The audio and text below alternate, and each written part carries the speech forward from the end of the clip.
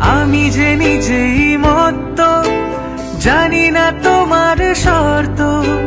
যদি বা ঘটে অনর্থ, তবুও তোমায় চাই। হয়তো তোমারই জন্য হয়েছি প্রেমে যে বন্য।